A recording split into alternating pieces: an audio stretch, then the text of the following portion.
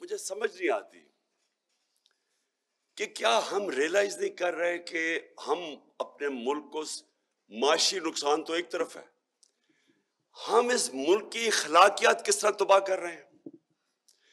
मौलाना रूमी की बड़ी फेमस सही मैं बार बार रिपीट करता हूं कि उन्होंने से पूछा कौम कैसे मरती है।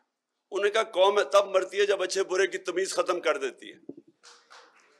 यानी एक कौम का जो एक मुल्क कोलैप्स तब करता है, इकोनॉमिक कोलैप्स बाद में आता है, पहले मॉरली कोलैप्स कर जाती है। जब आप एक मुल्क में नामवर डाकुओं को सबके सामने तमाशा देख रहे हैं कि उनको आप रिजीम चेंज के ऊपर भी आने देते हैं, उसके बाद वो आके अपने 1100 अरब रुपए के केसेस माफ करवा रहे हैं। इमेजिन करें, लोगों की कमर टूटी हुई है इस वक्त महंगाई से, और उन्होंने 1100 अरब रुपए के केसेस माफ करवा रहे हैं। और फिर आते साथ ही वो उसको इतनी शर्म नहीं आती मरियम को कि मेरे दामाद को हिंदुस्तान से मशीन मंगवा दो।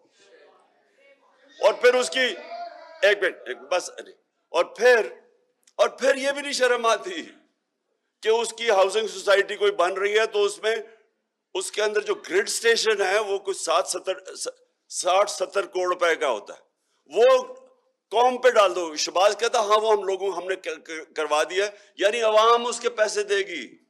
नॉर्मली जो हाउसिंग सोसाइटी है उसके ऊपर होता है खर्चा, तो वो भी 60-70 करोड़ रुपया। इतनी शर्म है कि इतने पैसे बना लिए, लेकिन फिर भी वो बेचारे लोगों का खून चूसने आ गए।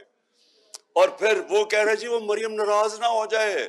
वो कहता नहीं फिक्र ना करो, इसहाक डार उसे समझा लेगा, कौन मैन को तरीका बना लेगा। ये मुल्क से मजाक हो रहा है।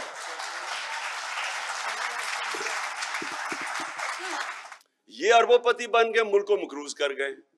और कौन सी माइंड है जो इन लोगों को वापस मुसल्लत कर रहा है हमारे पे। ये पाकिस्तान के खैर ख्वाह नहीं है जो भी कर रहे हैं, जो भी ये कर रहे हैं। मैं आपको बताऊं कि इससे बड़ी मुल्क के खिलाफ गद्दारी नहीं हो सकती।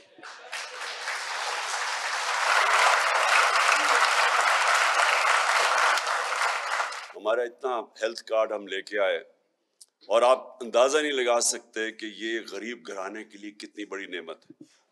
आप अंदाजा नहीं लगा सकते। जो आदमी, मैंने शौकत आलम कैंसर हॉस्पिटल क्यों बनाया था, वालदा को कैंसर थी, तकलीफ में थी, यहाँ कोई हॉस्पिटल नहीं था। मैं एक डॉक्टर को मेयो हॉस्पिटल में, मुझे अभी भी याद है डॉक्टर मसूद होते थे, मैं उनसे कंसल्ट करने गया अपनी वालदा के ऊपर।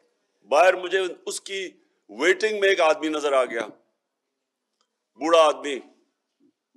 वो जाके उससे वहां पूछ रहा था कि मेरा, उसका दवाई मांग रहा था, कोई दवा उसके जो कंपाउंडर जो भी होता है उसके पास कह रहा था कि एक तरफ पर्ची पकड़ी हुई है, एक तरफ दवाइयां पकड़ी हुई। कहता मैंने सारी दवाइयां ले ली हैं।